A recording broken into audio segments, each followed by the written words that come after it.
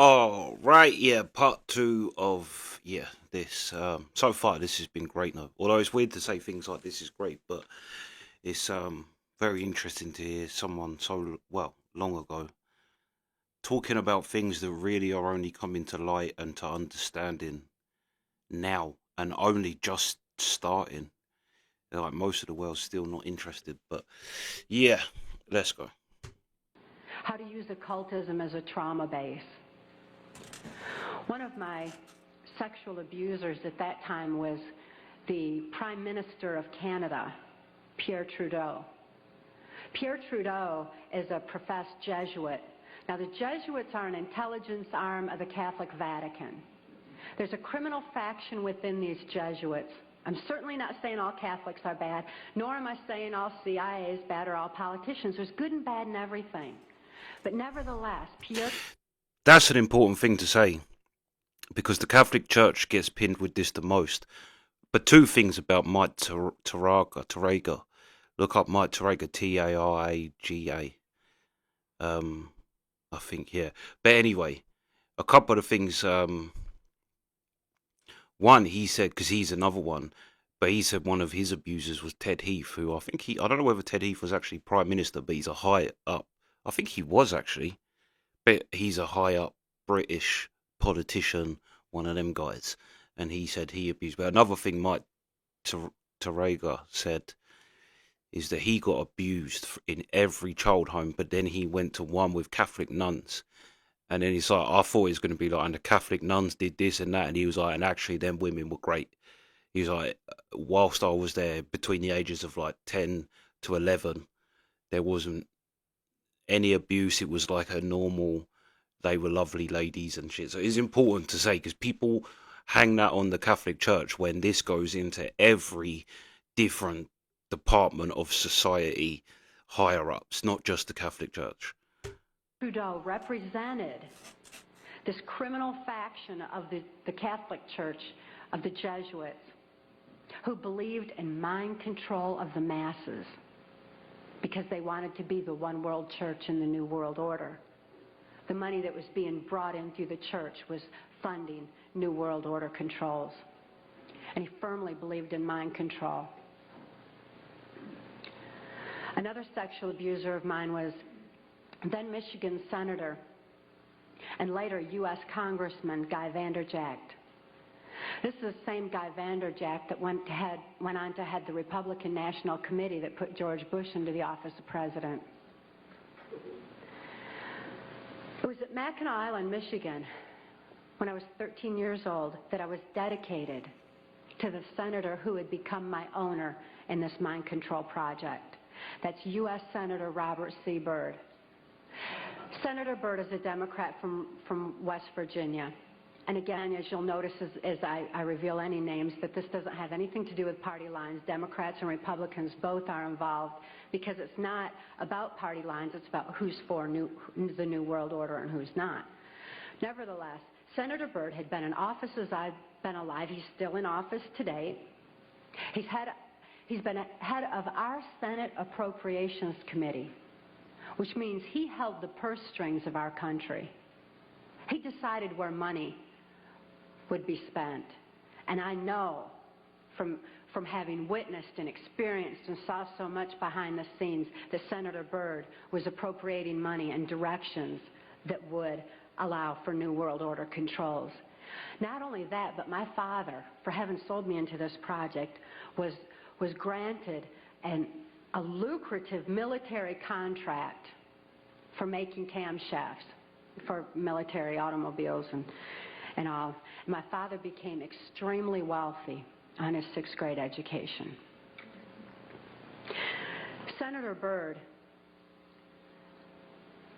as my owner, would decide where I should go, when, what operations I would be forced to carry out during the Reagan-Bush administration, what places I should be taken specifically for mind control programming. Senator Byrd directed all of my activities. Also around that time, I'd made my first communion in Muskegon's St. Francis de Sales Church. Having made my first communion, I also endured an extra ritual after that that was referred to as the right to remain silent. That's R-I-T-E, as in ritual. This involved Congressman Vanderjack and the head of our church at that time, a Father Don. And they subjected me to an occult blood ritual. This was so horrific. It was this reversal of the Catholic Mass. It confused my mind because when a person's operating on a subconscious level because they're so traumatized that consciously there's no place for what they're enduring, the subconscious mind has no ability to discern and to question and to reason the same way that the conscious mind does. And this reversal of the Catholic Mass into occultism just made it all seem to run together in my mind. It was absolutely horrific. That's another thing, while the reversal, that's like you see it in every horror movie, pretty much every program as well. People that are having trouble with something in life, they wake up at 3 o'clock. That's the devil's hour, because it said it's a mockery of Christ, because Jesus was said to be crucified at 3 o'clock in the afternoon. So the fact that watch films and you notice how many times people wake up at 3, half 3, it's that hour, like around that time, especially in horror films. But yeah, and that's why they say Jesus is the answer and not any other religion, because Jesus is Christ. This is dealing with the Antichrist. What these people are dealing with is the Antichrist, is the opposite to Jesus. So it does make sense where you say, yeah, that Jesus is the answer to this. This blood ritual was so horrible that my mind readily accepted the mind manipulation that I endured afterwards, a hypnotic language, the neuro-linguistic programming, mind-controlled programming that actually changed the way that my brain was functioning, so that, you know, that part of my brain that I said would open up to deal with my father's abuse again and again? They changed that so that they decided when, where, and how that particular compartment of my brain would be opened and accessed. And they replaced the triggering mechanism with hypnotic codes, keys, and triggers, hand signals. There's also phone tones that can also open those neuron pathways and give access to the compartmentalized memory as well. They replaced. And this is what I mean with other things, like something that's not in the conspiracy world. When you see things that aren't in the conspiracy world add up with the conspiracy world, like what she's saying with the whole mind control, and then it goes into she hasn't brought that up, but the LSD. But then if you listen to Peter Green, who started Fleetwood Mac, a German cult tried to mind control him. They're just a cult, a random German cult of whatever they're into, not connected to the New World Order. But they gave Peter Green LSD, and all the other band members of Fleetwood Mac was like, it was after that that Peter Green went back. So you can see that it isn't a crazy jump that people want to control people's minds. But there's so many things. It's the same as when she's saying a trauma-based thingy. You notice it when you meet a 40-year-old who is still acting like a teenager.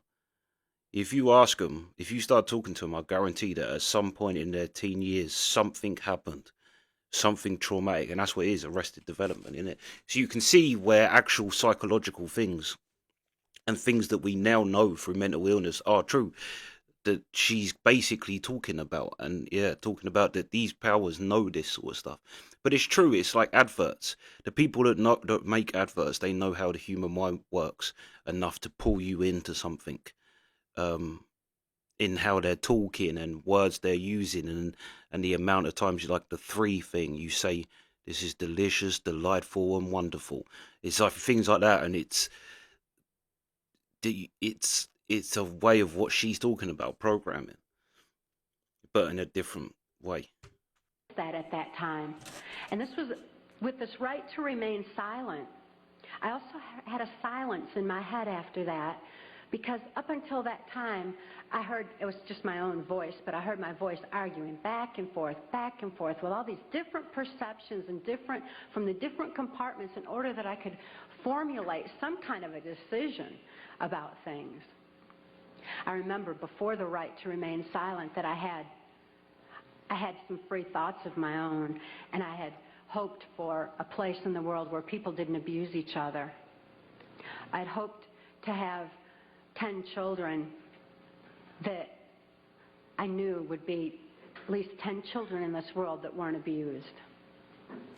I'd hoped for those things, but with the right to... That reminds me of the Game of Thrones quote with Prince Oberyn and Cersei and her daughters in Oberyn's area, and the families are rivals, and she wants to know that her daughter's safe there. And he's like, in this part of the world, the murder of pregnant women in their bed is acceptable, whereas in our side of the world, we don't hurt little girls. And Cersei says, everywhere in the world they hurt little girls. And it's just true. It's so true. This isn't something that's divided by race or anything like that. It's an evil that runs through all people. Remain silent. I lost my capacity, my ability for free will thinking. I lost my ability to even hope anymore. I lost all free will entirely. This right to remain silent silenced this argument that always went on in my head, and instead, all I ever heard from that point on was the voices of my abusers directing me, telling me exactly what it was I was supposed to do. I could only robotically follow those instructions and carry them out. By the time I was ready for high school, Senator Byrd ordered that I be sent to Muskegon Catholic Central High School. At that time, there was an enormous emergence of information. The Catholics had long since learned the effects of trauma on the human mind. They'd learned it and kept records of it for so many years, with such things as the Spanish Inquisition and other aspects where people who didn't follow the belief systems were wiped out. The Crusaders had also recorded a great deal of information pertaining to trauma on the human mind. This information was being merged with the Hitler-Himmler research that the CIA had taken and had been advancing. See, this too. The combination of the merging of the information was very... See, this is again something that people back then wouldn't have even... But we know now that there's... Is it Operation Paperclip, or is that the one where they went to the... But the one where they went to the Antarctica was still Nazi-based. But I'm sure it's Operation Paperclip, which was taking the Nazi scientists into America, and it was Nazi scientists that put America on the moon. They was literally smuggled into America. And obviously the information they'd gained through Nazi experiments. Yeah. But saying this back then I don't think people would have been able to accept that just straight off the thing. But like now, it's basically an accept. You can Google it. It's on Wikipedia. It'll tell you. I'm sure it's Operation Paperclip. It is the smuggling of Nazi scientists into America after the Second World War. Powerful. And Muskegon Catholic Central was a place where this information was being brought together. It was at Catholic Central that the very basis, the very groundwork for Global Education 2000 was being implemented. This is Goals 2000, outcome-based education. There's many different names for the program that's being implemented in our school systems. It's being forced on our children by the federal government. Global Education 2000 was designed to increase our children's learning capacity while decreasing their ability to critically analyze. That way they would just readily accept whatever they were told without any question and just take all the information in. At Catholic Central, I got straight A's. I did really good in school because I was photographically recording everything in class. I endured occult ritual in the school chapel, as did numerous other students in the school. I certainly wasn't the only one. As a matter of fact, by that time, I really thought the whole world was involved in this kind of abuse. By then, my whole environment was saturated with it. This occultism, this trauma, created the photographic recording of all that I learned in school. Of course, I had no ability to critically analyze it or to creatively use it in any way, but the information was sure in there.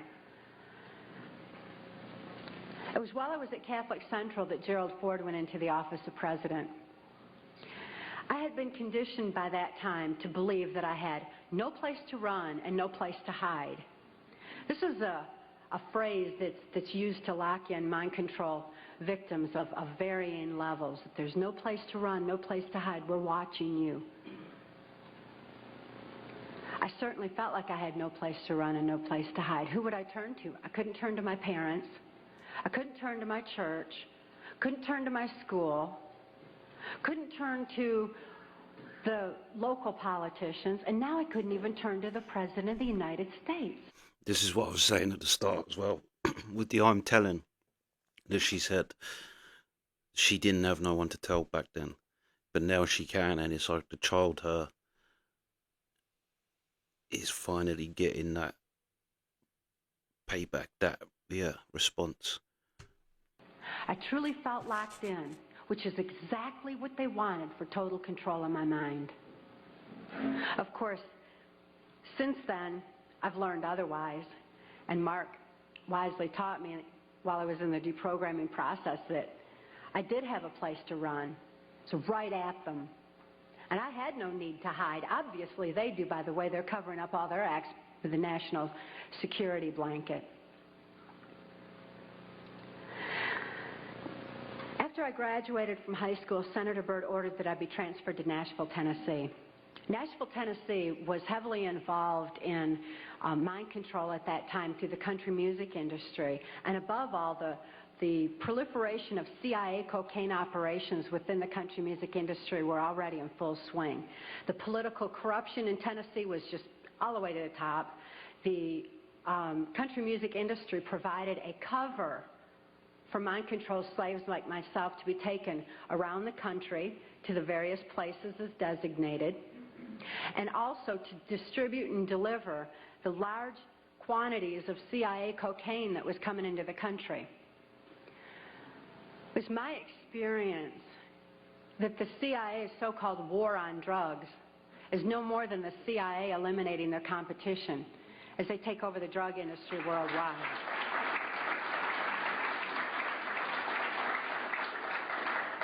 They took their war on drugs to our street corners and turned our streets into a bloodbath. The country music industry provided the cover for distributing the cocaine, so Senator Byrd wanted me to be within the country music industry. Besides that, he fancied himself an entertainer of sorts, and he fiddled on the Grand Ole Opry from time to time. When I was first sent to Nashville, he was playing on the Opry that night, and he had a musician behind him, a guy named Wayne Cox. Wayne Cox later told me that playing music behind Senator Byrd wasn't the only way that he backed him, but that he backed him politically as well. After the Opry that night, I endured an occult ritual again. Occultism is oftentimes used as a trauma base for mind control. Who can comprehend that kind of a trauma? Blood ritual is absolutely horrible, and it's a perfect trauma base for mind. Also, what she's saying about trauma, think of that every time they put a horrendous news story in the news and put it everywhere, and every YouTuber's talking about it, and you think of, I know you're not seeing it, but you are, that's still going into your brain, and it is like, especially for some people as well. Some people it really affects them, like things like that. But you think of what she's saying about trauma-based mind control, and then think, and when she's saying about blood rituals, look at things like what's going on in Gaza and with Iran and the Ukraine, and if that's not trauma-based, like, and a blood ritual I don't know what is. And that's what I think I saw David Icke saying that that's what he calls them was his blood rituals.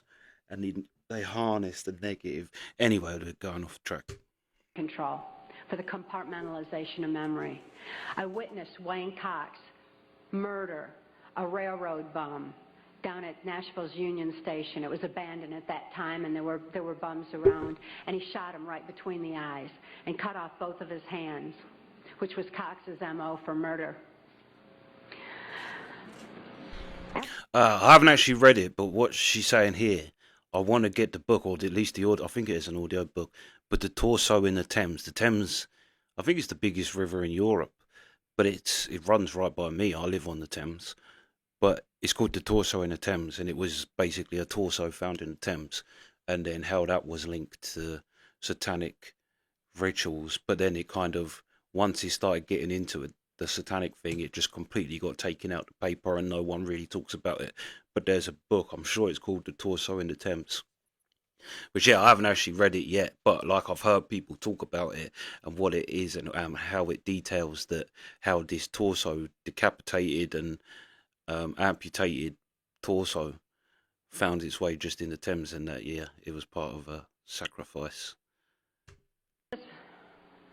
Blood ritual, this horrible trauma, I was programmed that Wayne Cox would be my first handler in MKUltra mind control. As my handler, Wayne Cox would follow Senator Byrd's directions and instructions, and above all, he would be subjecting me to more trauma sufficient to satisfy the numerous compartments Senator Byrd wanted developed in my brain for mind control programming so that I could carry out various operations during the Reagan-Bush administration. I endured numerous occult rituals after that. Wayne Cox at that time was working directly under the direction of Louisiana Senator J. Bennett Johnston, and he took me to his hometown in Chatham, Louisiana. J. Bennett Johnston at that time was heavily involved in mind control operations because he was running a band of mercenaries out of Louisiana. At that time, this band of mercenaries were going in and out of South America. There was a lot of arms deals going on. There was, and most importantly, when the airplanes would fly these guys down to South America, they would come back full of cocaine, which was being distributed on our streets.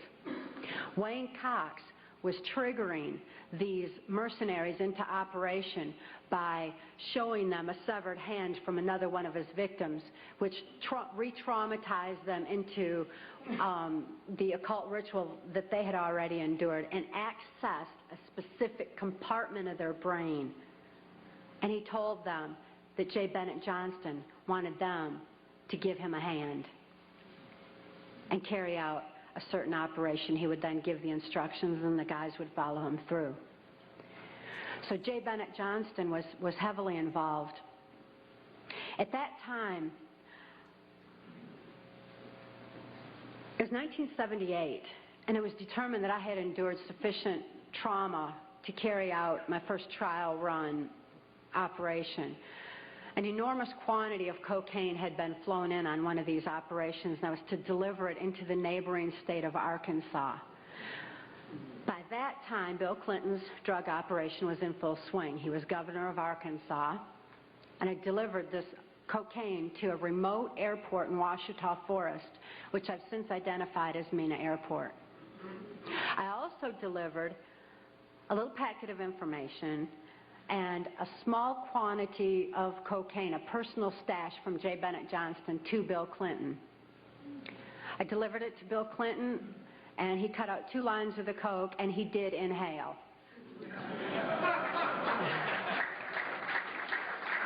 I did not inhale. That certainly wasn't the only time I saw Bill Clinton using cocaine. My sexual experience with Bill Clinton was extremely limited, in spite of the fact that I was a sex slave. It was my experience that Bill Clinton is bisexual, leaning far more towards a homosexual end. All I've ever seen him involved in was the homosexual activity with very limited experience with him myself, whereas my experience was much more prevalent with Hillary Clinton, because Hillary is also bisexual, leaning more towards a homosexual end, and it That's was not as shocking. she who accessed my sex programming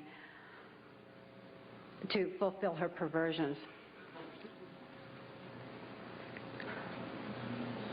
Around this same time, J. Bennett Johnston subjected me to some other mind manipulation that involved, instead of an occult theme, an alien theme. Now these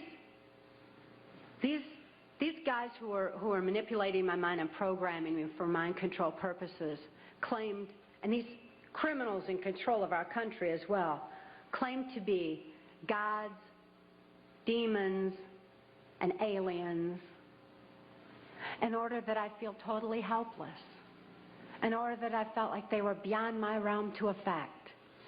And it certainly worked at that time. J. Bennett Johnston told me that he was an alien. He told me that he had been part of the Philadelphia experiment, and when the ship disappeared, it came back a spaceship. This is in keeping with kind of an air-water mirror theme that NASA uses quite frequently, a reversal, because, again, the subconscious... See what she's saying there as well, goes like with the In Plain Sight. Is that what it was called, that documentary? And that was a little girl, wasn't it? And it was like he'd manipulated the mum and the dad and was having it off with both of them, but also had kidnapped the daughter and was faking like she was strapped to a bed on an alien ship, that she had to breed with him to save the planet or something crazy like that. But also what she's saying there is that they think of themselves as gods, demons, aliens. But that's what John Wedger said. He's like, when I first started getting into this and thinking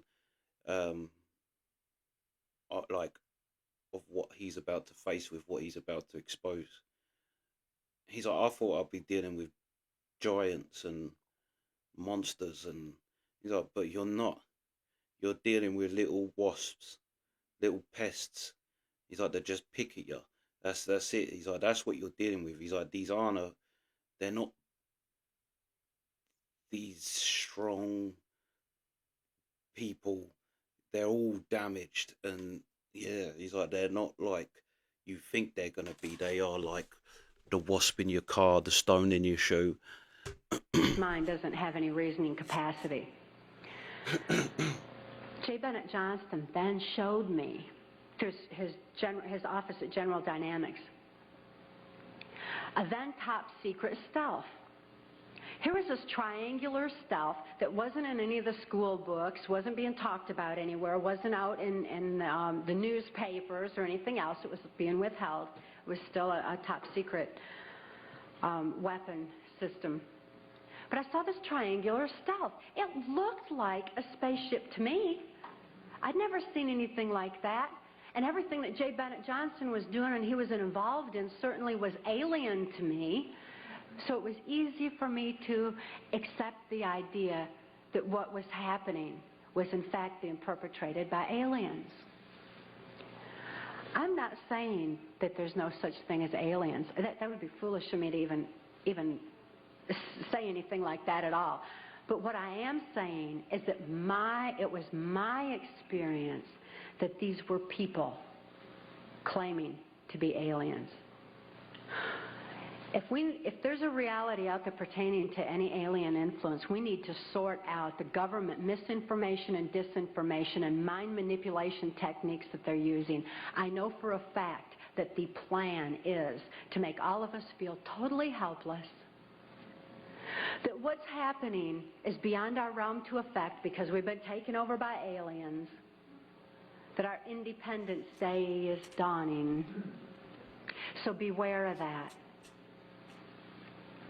Understand that those criminals have been keeping information and technology from us under their blanket of national security. They are 25 years ahead of us at least, technologically. Can you imagine what they've got now? 25 years ahead. What's happened? What's happened that you're aware of in the last 25 years? Microwave ovens. We've got computerization, and they've had access to all of that to continue their own advancements. They're way ahead. So when they say, it's aliens, and they show us some incredible technology, don't fall into the trap of feeling totally helpless. Yeah, and again, this is what people have been saying for years, is that that's what they want. And the whole alien thing, I mean, I'm guessing this must have been the 80s. But to say that in the 80s that they was 25 years ahead, you're talking way more now looking back. But what she's saying is true. Like, look what we can do now. She's talking about microwave ovens. Look from where that's gone to now. Even in the space of my lifetime. Like I say, my dad's generation, he's born in the 50s. His generation has probably seen the most change. But I'd say my generation has seen the most change so quick in terms of technology wise. Because although there was CDs and things then, but I still, when I was growing up, I got hand-me-down tapes that my sisters had and things like that. Like, I had the Eminem album, but it was on tape. Then my sister had the CD and copied the CD onto a tape for me. Yeah, it's like there was that technology, but obviously it was expensive, so you just didn't have it. But then you look at even computer games, where computer games have come from. You look at the FIFA game then, and you look at it now. Like the FIFA games I used to play, which was the highest graphics, you had no face on it. But everyone was like, whoa, look how realistic it is. Now, it actually genuinely looks like the people. It looks like if you looked at a computer game of a football match, you'd think you're watching a football match if you didn't see it. It just looks like real. But yeah, and the whole alien thing is very current now. We did the UFO Senate hearing, and how they are talking about that there are alien craft, and kind of what she's saying is a little bit what people are starting to think now anyway, is that they've been back engineering um, alien craft, and that's where all this stuff has come from. Um, yeah, and that's what I mean. This goes into like what Bob Lazar said, and people talk shit about Bob Lazar, but Bob Lazar said about an element that wasn't on the table, and they've only just come around and accepted that it's a thing.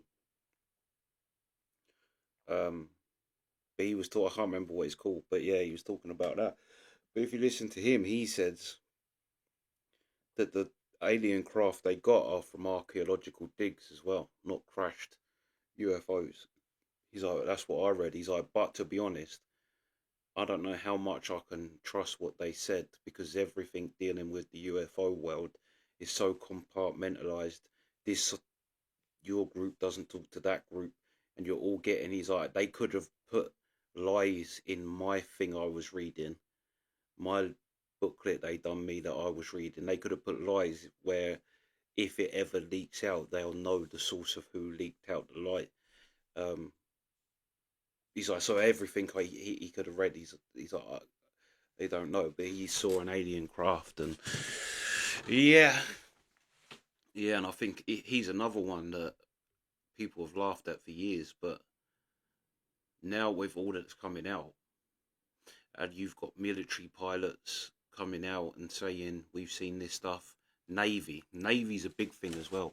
But yeah, um, yeah, this is very. I'm glad as well. Like when I first started getting it, this is why I didn't get into MKUltra and all of that, because it's just too much for someone's brain to take, especially if you've never encountered anything like this before. She's saying a lot of things where, to me, it's not as crazy, because we've seen how things have played out, and the conspiracy people was kind of right all along.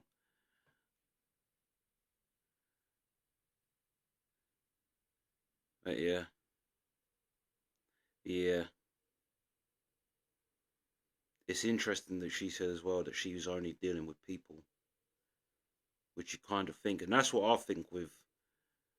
And someone said it in the comments actually on one of these videos I did. Someone said